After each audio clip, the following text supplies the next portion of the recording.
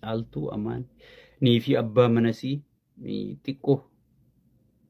haqa jaarsaa jaartii rabbumaa beeka warri loltan kunilleen xiqqoo suuta ja'a laal hawaasa dammaqaa hawaasa wal marihatu hawaasa wal dhageeffatu ta'a please namni tokko walit dhufa wal jibba wal biraa deemaa jechuudha wal fuudhan jechuun waliin du'an jechuu miti ammaasiis wal lolan jechuunis walitti hin deebi'an jechuu miti haqa jaarsaa jaartii kana rabbumaa beeka garuu jaartiin tanam sadiitii jaacaamaa nuur sadeeni jennaan jaartiin gartee mormaa oliin tawarra dhaleetii jenna mormaa fi garaa idduudhaan ta gosa heerumteetii jenna garaa gadiin jilbaa fi garaa jidduun ta abbaa fuudheetii jetti oromoon hogii mammaayitu akkas jechuun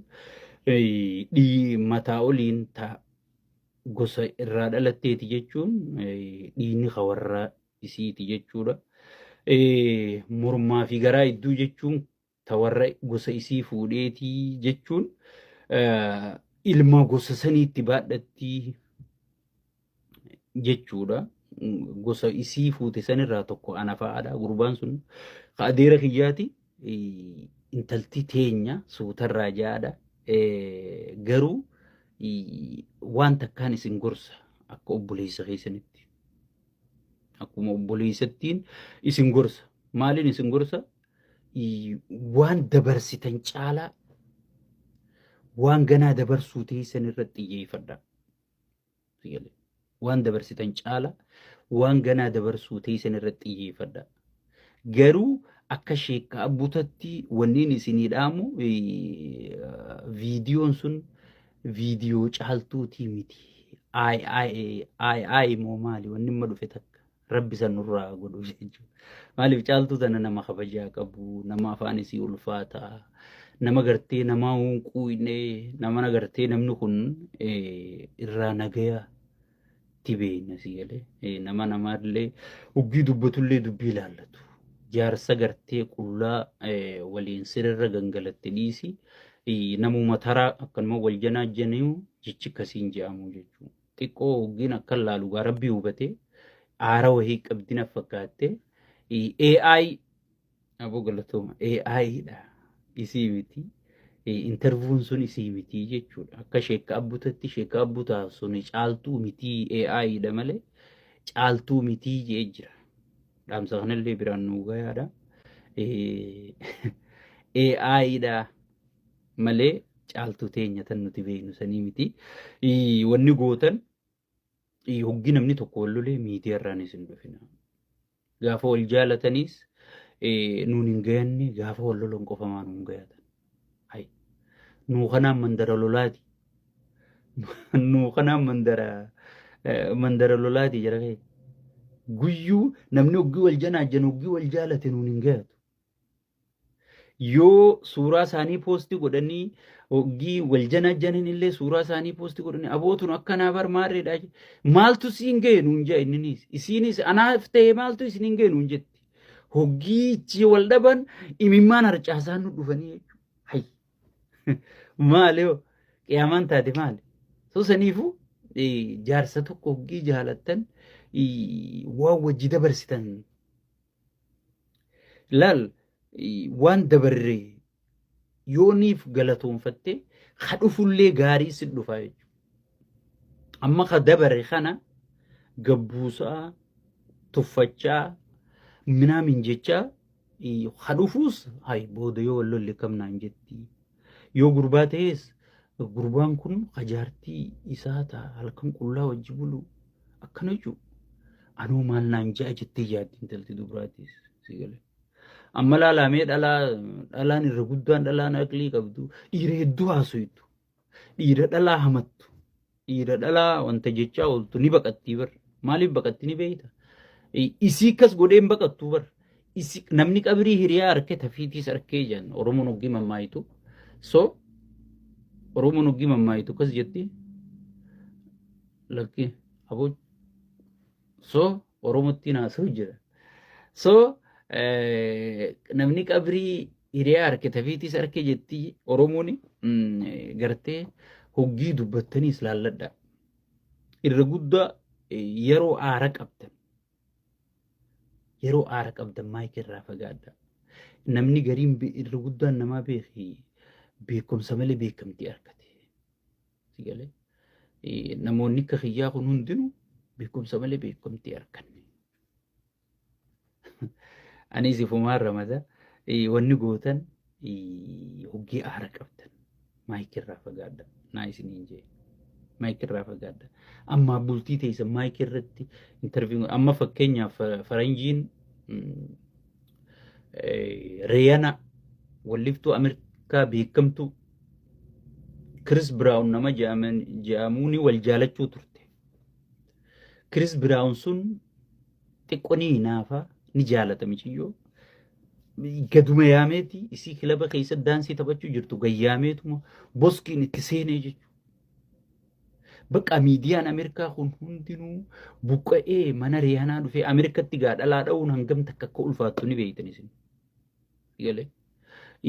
buqqa'ee miidiyaan Ameerikaa kun guutuu Riyaanaaf falma human right maarre miitirqishoo human right warra dhalaa marumoo mirga dhalaadhaa jedhaniiti urihanii mana isaanii guutanii dhaqan. Riyaanaan maal jettee ni beekta? Intalti beektuun tana sigalee. Intala ajaa'ibaati.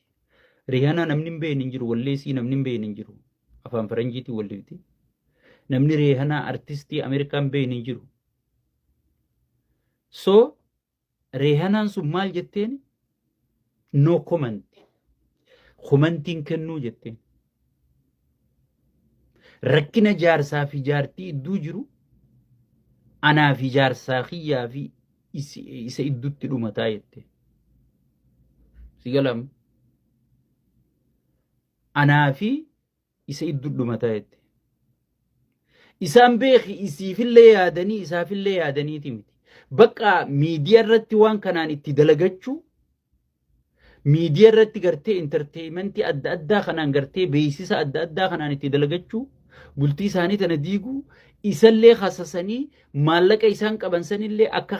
mana murtitti deemanii fixatan godhuudhaaf malee Riyaanallee jaalatanii Chris Brown illee jibbaniiti miti jechuudha. Irra guddaa warri miidiyaa kun amma gartee takka caaltuu jaalatee takka mucaa keenya Samiir san jibbeetii takka caaltuu jibbee takka Samiir jaalateeti miti. Tarii jara kana keessa kalolu kana keessa caaltuu mata nafaa'u jaalatee dhabee jira. Shamarran loluu kana keessa tanuma Samiir kana faa'u jaalattee dhabde fa'a jira. Waa hedduu jira sigalee. So saniifu hoggii aara qabdan maayikii kanarraa fagaadha.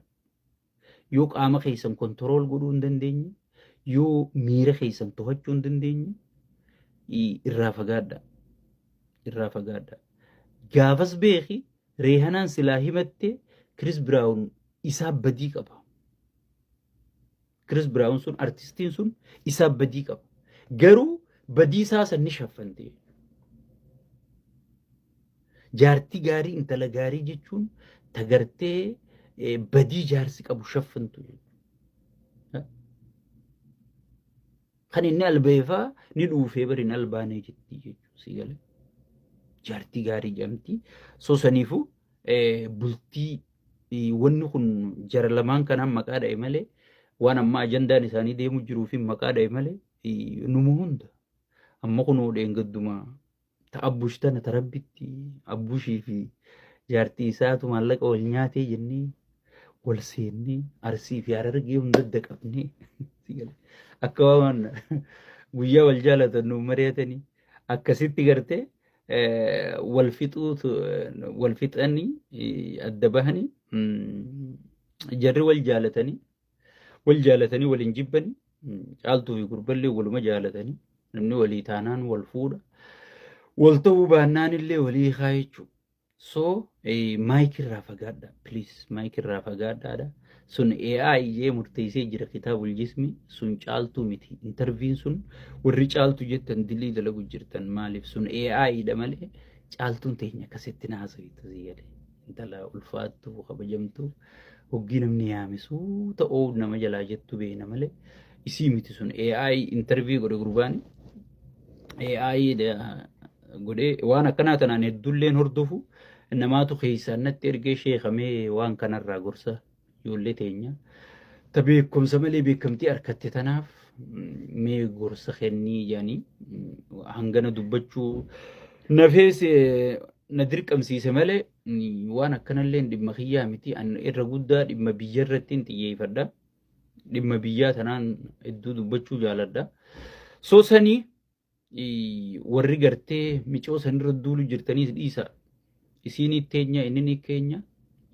walitti araarsuu fa'aaf yaada gurbaan illee ni jaalata isilleen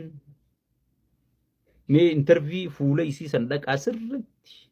akkasitti asarkisaa hoggii deebii san deebiftu namaan turbaan tokko keessa walgarree heerume hoggii jettu micoon akka waan gartee gurbuma sanuu samiir itti fakkaatee qurxuu deemtuun na fakkaate hedduu aara qabdi aara waan irra qaban ammoo isaantu wal beeka naafisii miti isaantu wal beeka nuti maal godhu qabna du'aa'ii gooneeti rabbi walitti haa urgeessu awoo samiir keenya qunxurroon teekka gaafara itti haa dhaabbattu isilleen gartee akka waan itti irra gara haa galtu jennee du'aa'ii faa godhuutu malchiisa malee akka kitaaba hojjeesmitti sigalee hoggii manni tokko gubate bishaanii itti hirmata malee oromoon manni tokkotti ibiddi qabannaan oromoon amallisii huun gaazaan itti fiigaa huun manziilaan itti fiigaa lal ana moo eenyu dura dhaqeen itti oriyaa irra guddaa ijoollee waxaxxee takkaatu lafa guute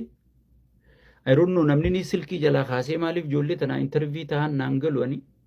si dawwaltee bar waan akkanaa sa'a akkanaa kanatti abalu qabeetiin isinii dhufaa sa'a akkanan naa eeggadhaa jirti soo saniifuu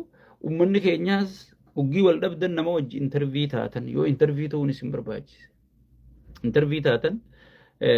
mee ilaala amma maal irraa harkatan mee waan kanarraa fakkeenyaaf amma caaltuu fi abbaan mana siitiis mee waan kanarraa bu'aan buufatan maali afaan namaa seenanii qaana'uu afaan namaa seenanii xiqqaachuu yoo taate malee mee bu'aan irraa buufatan maaltu jira maaliif hoggumaa amma ganaafillee warri interview ta'uu teessan hoggii abbaa mana keessanii takka qaadhimaa keessanii wal dhabdanii qaadhimaa keessanii qabdaamina no comment yaada kennachuun barbaadu irratti ja'a bira kutaa yoo if qabuu hin dandeenye jechuudha yoommoo kan dubbatan taate waan gaarii inni nama akkanaa ture nama gaarii ture wanni hundi rabbii dalagaa sigale nulleen kunillee waluma dhufneetuma rabbii waliin nu mi'eesse osoon turreen bulin hatattamaa wal fuudhuu qabna jenne jaalala rabbiin nutti uumerraa ta'ee dafnee wal fuunee faajanii tolchan sigale dubbii tana bara hoggii tolchanii mee ooyitii sigale anuun amannee anaa bireedduu tana anaa buskuta qalloo tana gurbaan sun dafee akkasitti isa bireedaa buskuta chakuleetii fakkaatu san mucaa akkasii san argachuun kiyya gartee waan ajaa'ibaati jedhanii tolchanii jechuudha. So gurbaan keessa manaatii fi siree teessan rabbumaa beekaa garuu sooshaal miidiyaa irratti hoggii garuu dhugaa dubbachuudhaaf miidiyaa kanarratti akka inni itti si kunuunsu akka inni itti si tajaajilu yoo arkite namni akka mucaa sanii ni jira jee yaadan keessattuu harargee mammaayisaa jira